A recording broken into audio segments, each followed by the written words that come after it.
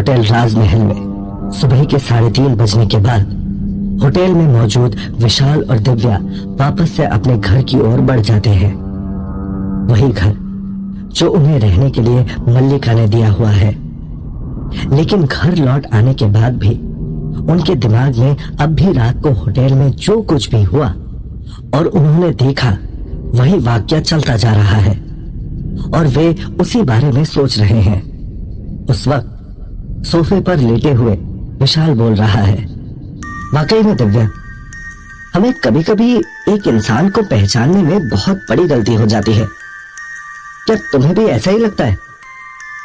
दिव्या उस वक्त एक तकिए पर सर टिकाए हुए लेटकर आराम कर रही है। विशाल की बातों का जवाब देते हुए उसने कहा, वाकई में मुझे भी ऐसा ही लगता है। लेकिन विशाल, एक बात यह भी है कि किसी की शक्ल पर यह नहीं लिखा होता कि वो इंसान ईमानदार है या फिर बेईमान। विशाल गौर से दिव्या की बातें सुनता जा रहा है। वहीं दिव्या आगे कहती जा रही है, तुम ही ये बात सोचो ना, अगर हमें किसी की शक्ल देखकर ही ये मालूम चल जाता कि वो इंसान कैसा है, अच्छा या बुरा, फिर तो कोई मुश्किल की बात ही नहीं थी। बस एक इंसान की सूरत देखो और जान जाओ उसकी फितरत के बारे में। विशाल ने दिव्या की ओर देखते हुए कहा, सही कहा तुमने, लेकिन काश ऐसा हो पाता कि हम किसी की सूरत से उसकी सीरत को पहचानते, जान सकते कि वो इंसान आखिर कैसा है।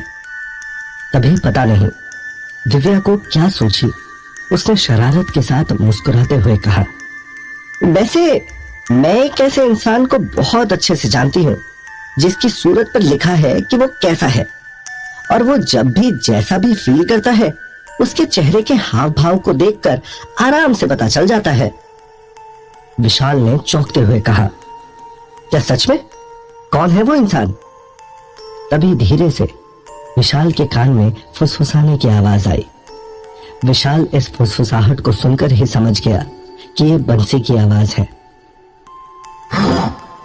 जरा हमें भी तो पता चले कौन है वो इंसान, कम से कम हम जैसा भूत तो नहीं ही होगा वो। वहीं दिव्या ने विशाल की तरफ बिस्तर से उठाकर एक तकिया फेंकते हुए कहा, तुम बुद्धू और कौन? क्या मुझे नहीं पता कि तुम मल्लिका की तरफ कैसी निगाहों से घूरते हो और उसे देखते ही तुम्हारे गालों पर एक अजीब सी चमक नजर आने लगती है। मुझे तो पहले ही दिन पता चल गया था कि तुम मल्लिका को बेहद पसंद करते हो। ये बात सुनकर मुरली बड़बड़ाता है, बिल्कुल सही कहा इस लड़की ने, कसम से जिंदगी में पहली बार इसने एक सही बात की है। विशाल, बिल्कुल तेरी तो नियत में ही खोट है। कम से कम हमारे मालकिन को तो छोड़ देता। तभी दोनों को चुप कराते हुए विशाल कहता है, बिल्कुल चुपचाप रहो और यहाँ से अभी के अभी इस कमरे से बाहर निकलो। इस बात पर दोनों नाराज हो जाते हैं। ये हमेशा हमें हमारे हक का बोलने नहीं देता। इतना बोलकर दोनों वहां से चले गए। वहीं उनके वहां से जाने के बाद विशाल चिढ़कर दिव्या से कहता है, कम ऑन यार, मैं मल्लिका के बारे में ऐसा बिल्कुल भी नहीं सोचता और ना ही मैं उसे पसंद करता हूँ। कम से कम वो जीती जागती इंसान होती तो कोई और बात होती, और वैसे भी तुम्हारे होते हुए मैं किसी और को क्यों पसंद करने लगा?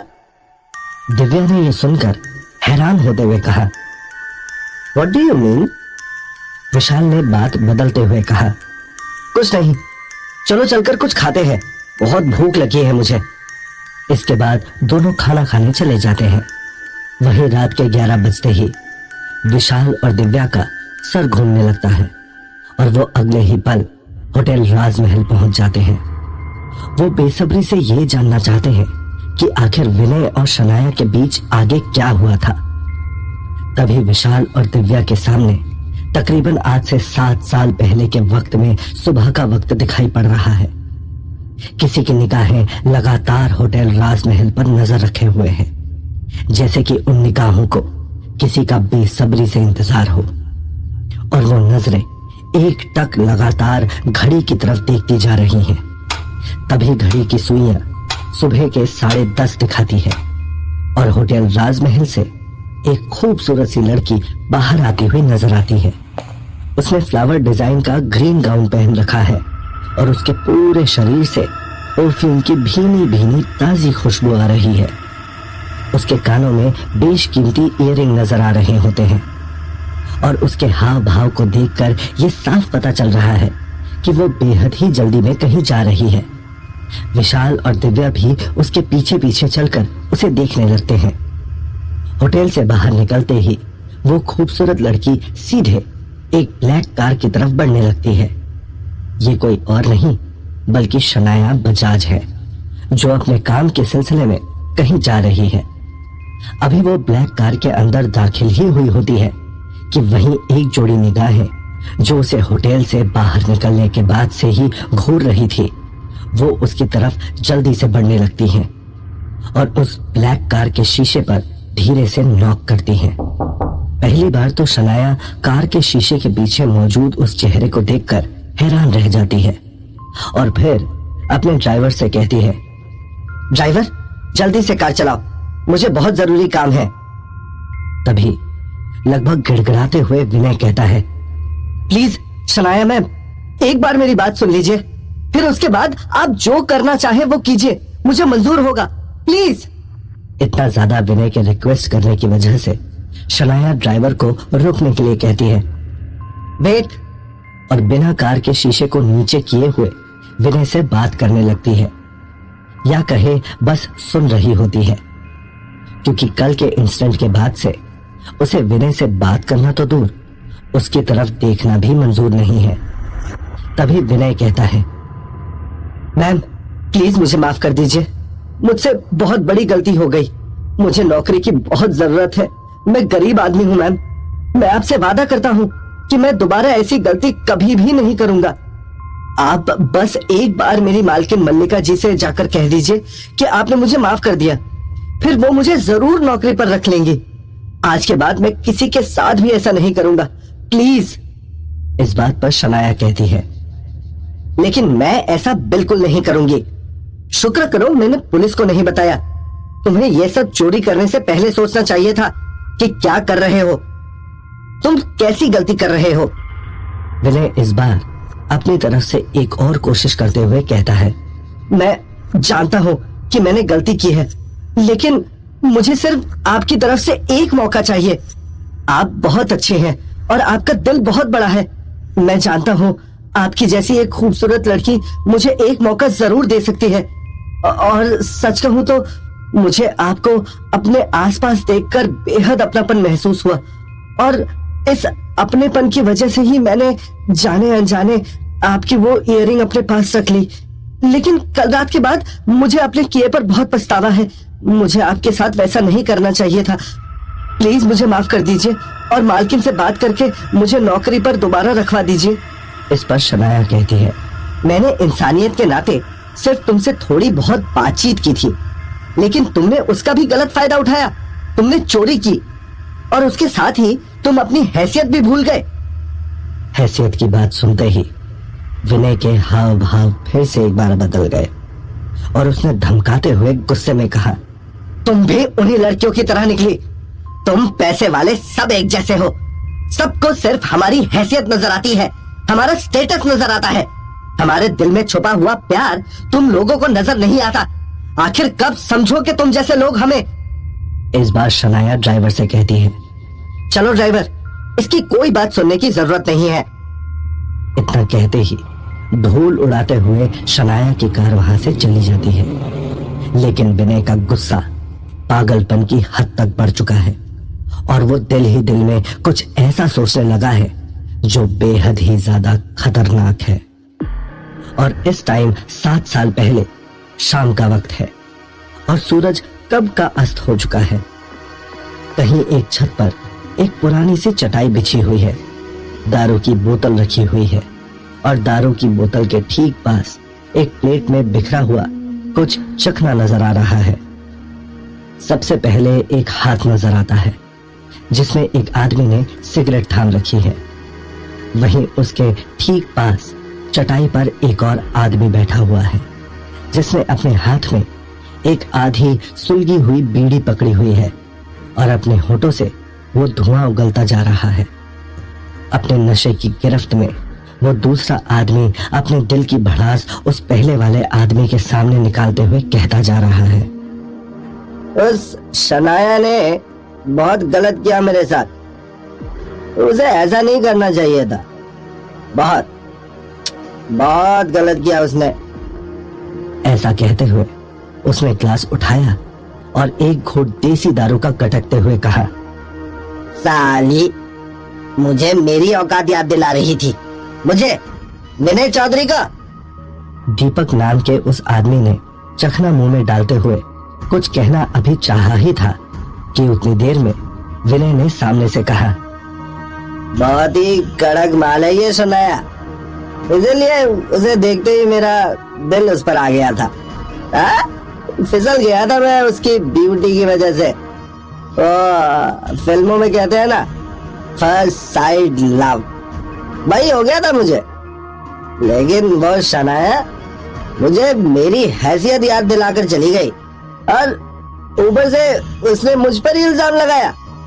मुझे एक बार नहीं, दो बार कई लोगों के सामने बेइज्जत किया। मुझे नौकरी से निकलवा दिया।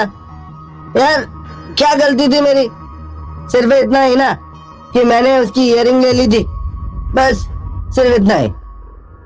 उसके घर में डाका थोड़ी ना डाला था मैंने।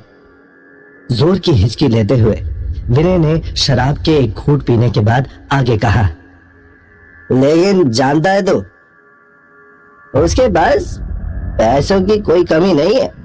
एक इयररिंग, वो चाहे तो वैसे 10 इयररिंग खरीद सकती है। 10 क्या, 100 भी खरीद सकती है। लेकिन उसने मुझे बेइज्जत किया, सबके सामने बेइज्जत किया। ऐसा ही तो होता आया है हमेशा से। कोई भी गुनाहगार या मुजरिम अपनी गलती को कभी कबूल नहीं करता कि उसने क्या गलती की है या वो किसी के साथ भी क्या गलती कर रहा है, क्योंकि उसे हमेशा ऐसा ही लगता है कि वो जो कर रहा है वो ठीक कर रहा है। लेकिन ऐसा सोचना सिर्फ और सिर्फ उसकी बहुत बड़ी गलतफहमी है और इसी गलतफहमी की वजह से कई सारे अपराध संबंधी घटनाएं घटती हैं। और जब तक एक इंसान में, एक आदमी में ये बातें मौजूद रहेंगी, उसकी मानसिकता कभी भी सुधर नहीं सकती। वही आगे भी अपने नशे की आग में विनय बड़बड़ाता ही जा रहा है। मेरी क्या गलती है यार? दिल फिसल गया था मेरा उसे देखकर। पहली बार किसी लड़की को देखकर ऐसा महसूस किया था मैंने। एकदम कड़क माल है दीपक। ऐसी लड़की मिल जाए ना तो जिंदगी सेट हो जाएगी। इसीलिए उसके इयररिंग को उसकी याद समझ के उठा लिया था मैंने। कोई चोरी नहीं की थी। अरे साली चोर बोली मुझे, थप्पड़ मारा मुझे सबके सामने। अब मैं उसको उसकी औकात दिखाऊंगा। ऐसा हाल करूंगा उसका, कभी किसी और इंसान के साथ ऐसा नहीं करेगी। वहीं इतनी देर से अपनी बारी आने के इंतजार में दीपक ने अपने सर पर चढ़ चुके नशे को कम करने की खातिर अपना माथा झटकते हुए कहा, अबे तू पागल है क्या? तुझे इन सब पछड़े में फंसने की क्या जरूरत है? अच्छा भला काम कर रहा था वहां, प्यार व्यार के चक्कर में फंस रहा है। कहाँ वो लोग और कहाँ हम।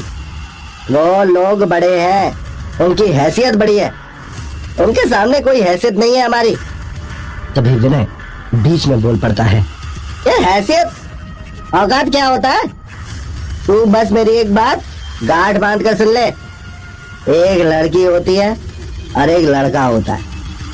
उनके बीच प्यार होता है, मोहब्बत होती है और उनके बीच एक रिश्ता होता है।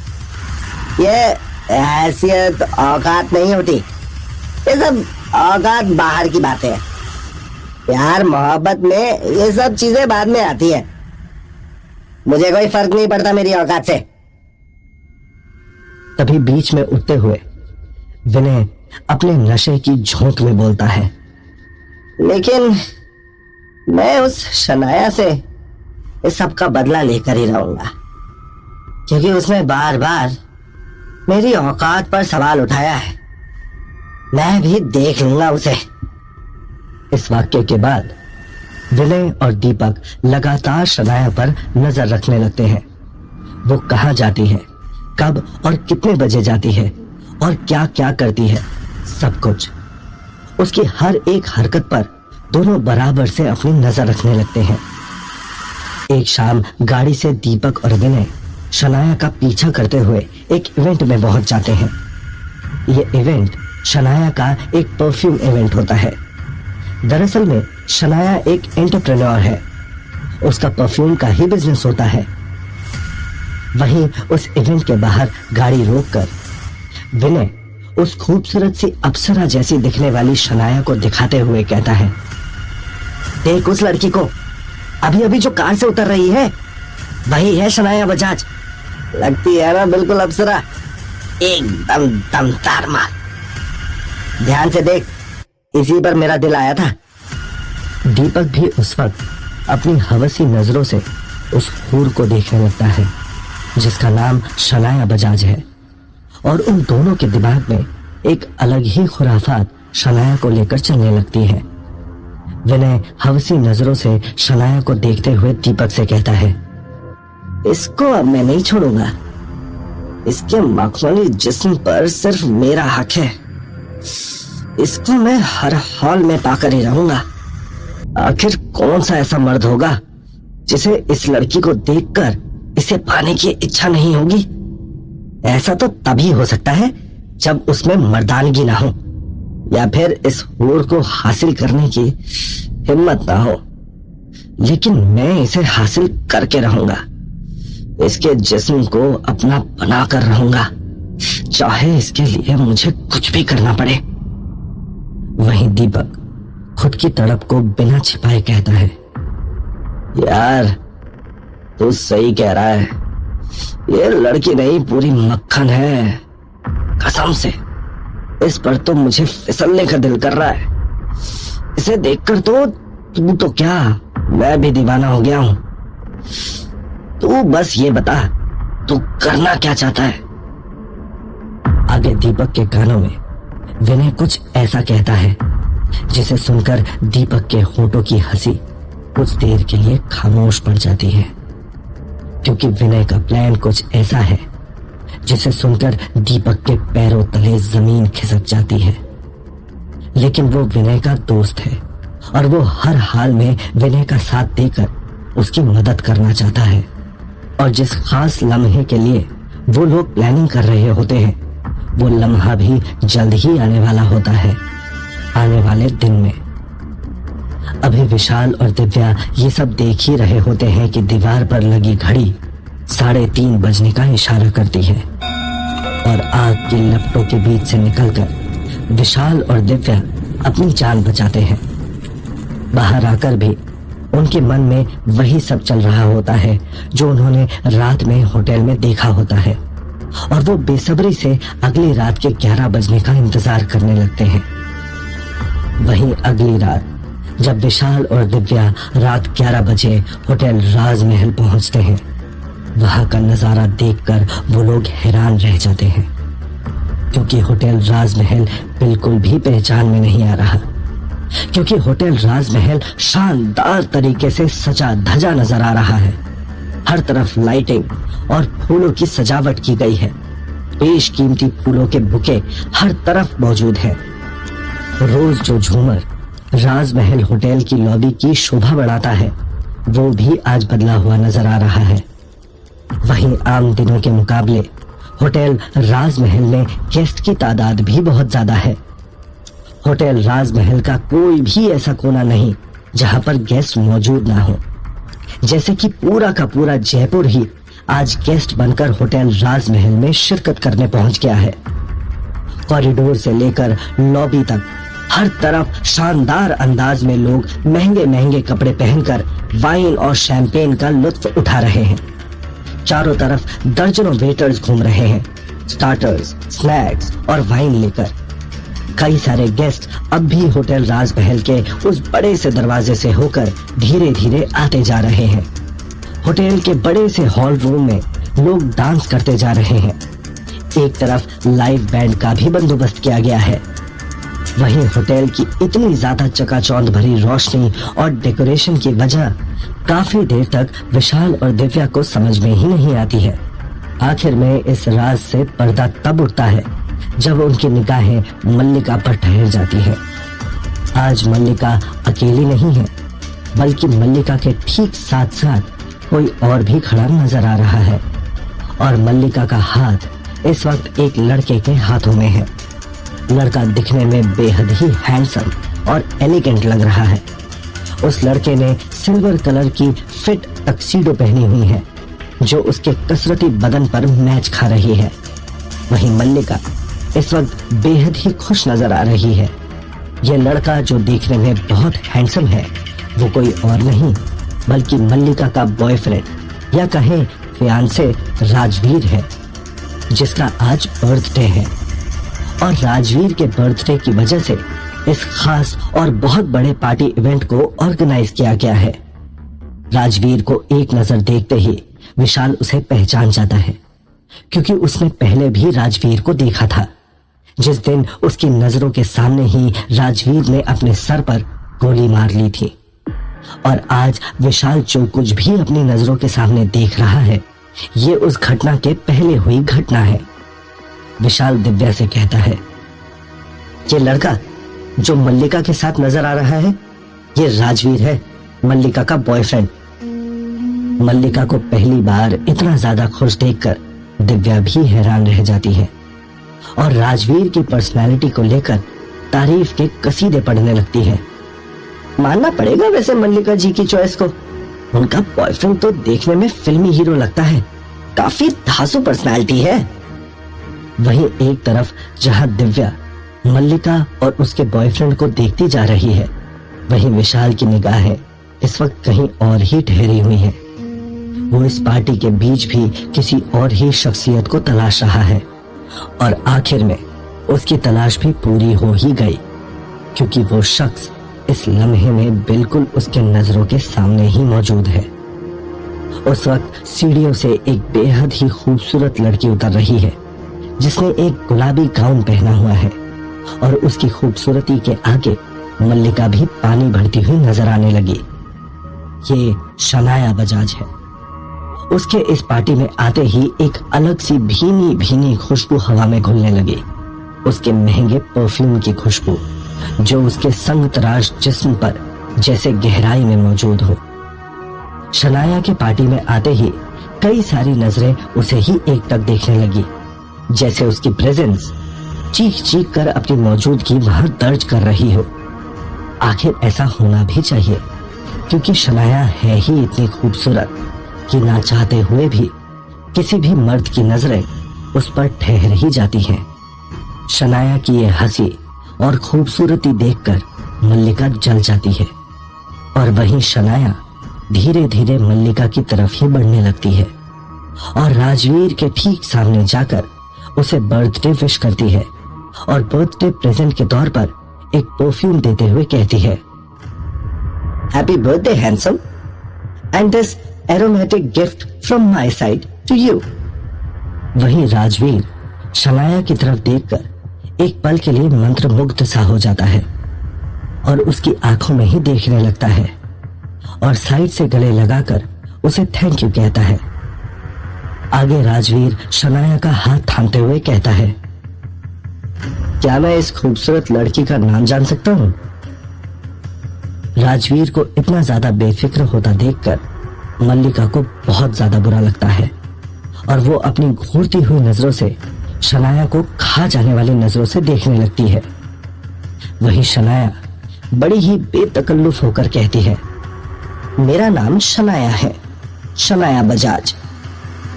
राजवीर मुस्कुराते हुए कहता है, nice to meet you Shanaya. Shanaya जवाब देती है, मी टू। वहीं एक तरफ जहां पार्टी का माहौल है, वहीं दिव्या की नजरें भीड़ में वेटर्स के बीच मौजूद दो लोगों पर जाती हैं, जो थोड़ा अजीब तरह से बिहेव कर रहे हैं। उनमें से एक की तरफ देखकर दिव्या विशाल से कहती है, वो देखो विनय, वो भी यहाँ आया है। ये सुनते ही विशाल विनय पर अपनी नजर बराबर बना लेता है उसकी हर एक एक्टिविटी पर, क्योंकि विनय बार बार अपनी तिरछी निगाहों से शनाया पर नजरें गड़ाए हुए है और बार बार एक वेटर के साथ इशारों में कुछ बातें कर रहा है, शनाया की तरफ इशारा करते हुए।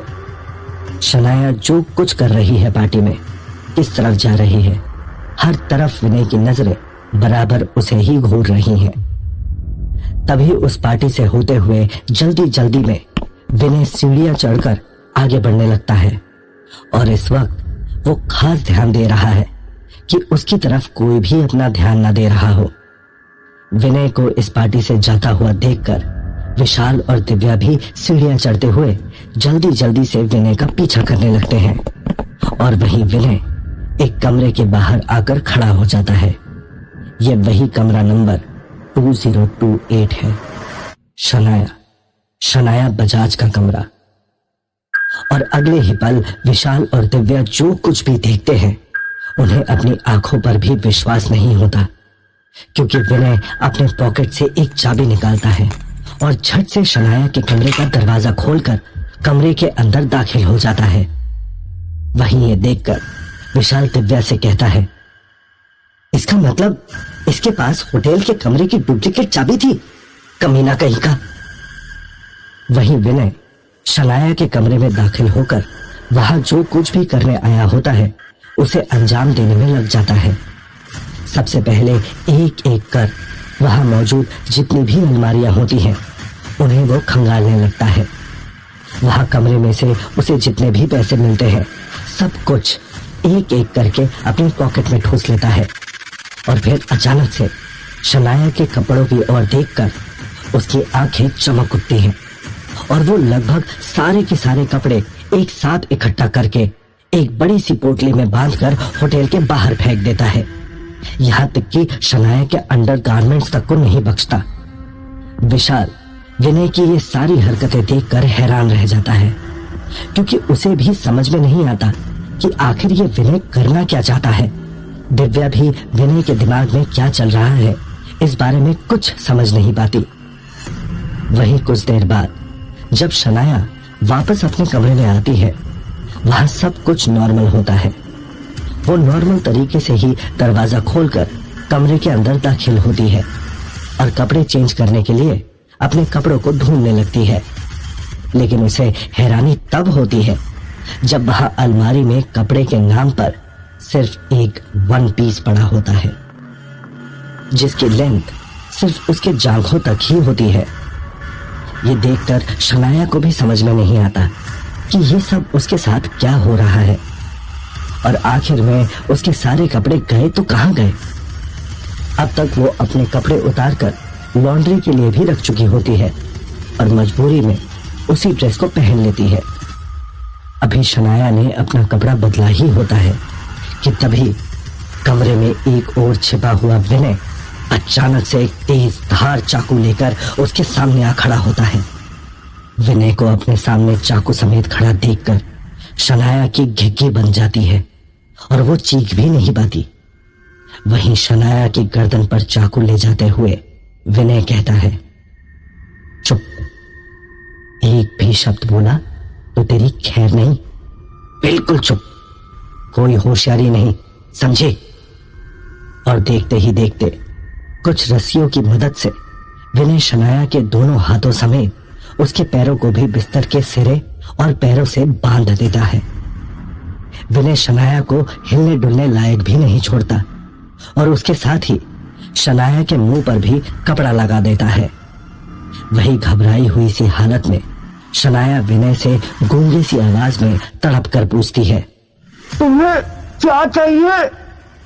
विनय बिस्तर की तरफ आगे बढ़ते हुए चाकू समेत जाता है और शनाया के मुंह से कपड़ा हटाते हुए कहता है, चिल्लाना नहीं। उस वक्त चाकू के खौफ की वजह से शनाया के मुंह से उफ तक नहीं निकलती। घबराई और सहमी हुई हालत में ही विनय की तरफ अपनी नजरें नीचे किए हुए पूछती है, नहीं नहीं नहीं, मैं नहीं चिल्लाऊंगी, मुझे मत मारना, तुम्हें मुझसे क्या चाहिए? ये बात सुनकर विनय शनाया की तरफ देखता है और कहता है, मुझे पैसे चाहिए। इस पर शनाया कहती है, वहां पड़ा है मेरा बैग, उस बैग में से ले लो, जितना कैश मिले उसमें से तुम सब रख लो और मुझे छोड़ दो।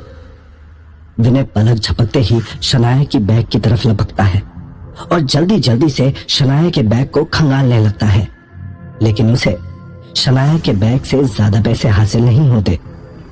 चाकू को शनाया की तरफ तान कर विनय कहता है, सिर्फ 5,000, इतने में मेरा क्या होगा?